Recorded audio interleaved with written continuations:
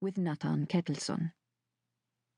As my reverend is aware, there was some deliberation over whether his bones should be buried in consecrated ground. His conviction and punishment for robbery, theft, and receiving stolen property was to follow after his prosecution in the Supreme Court. However, we have not had any letters from Denmark. The land court judge convicted Pieter on the 5th of February last year and sentenced him to 4 years of hard labour in the Rasmus in Copenhagen, but at the time of his murder he was on free foot. Therefore, in answer to your inquiry, his bones were buried with Christian rites, alongside Nathan's, as he could not yet be thought of as belonging to those outside the Christian way. These people are expressly defined in the letter from His Majesty the King on the 30th of December 1740, which lists all persons who shall not be permitted Christian burial rites. District Commissioner Bjørn Bløndal. 30th of May, 1829.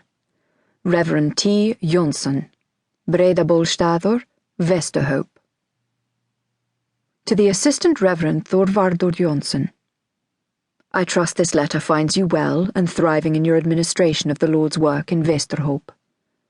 Firstly, I wish to extend you my congratulations, however belatedly, for the successful completion of your studies in the south of Iceland. Your parishioners say that you are a diligent young man, and I approve of your decision to repair to the north to begin your chaplaincy under the supervision of your father.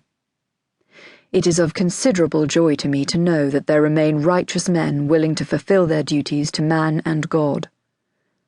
Secondly, I, in my capacity as District Commissioner, write to you in request of service.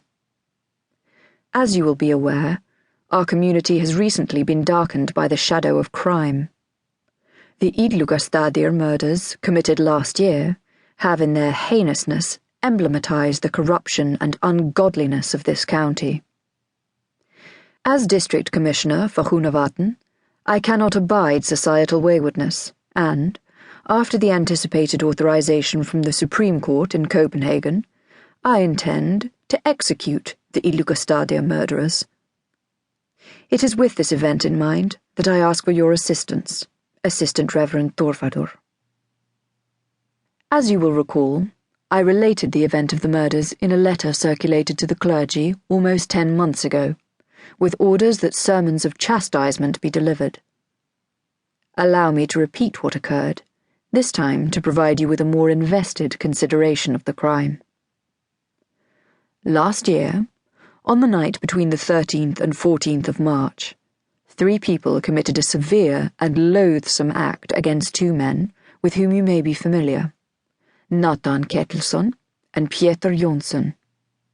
Pieter and Nathan were found in the burnt ruins of Nathan's farm, Illugastadir, and a closer examination of their corpses revealed wounds of a deliberately inflicted nature.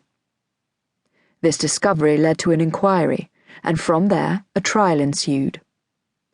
On the 2nd of July last year, the 3 persons charged with these murders, 1 man and 2 women, were found guilty in the district court, presided over by myself, and sentenced to be beheaded. He that smiteth a man so that he die shall be surely put to death. The death sentences were upheld in the land court on the 27th of October last year, which met in Reykjavik.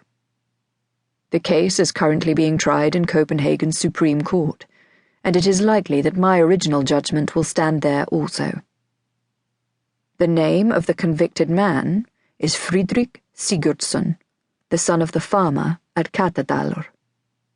The women are workmaids, named Sigridur Gudmundsdóttir and Agnes Magnusdóttir. These convicted persons are currently held in custody here in the north, and will be until the time of their execution. Friðrik Sigurdsson has been taken into Þingeyrar by Reverend Johan Thomason, and Sigridur Gudmundsdóttir was removed to Midhope.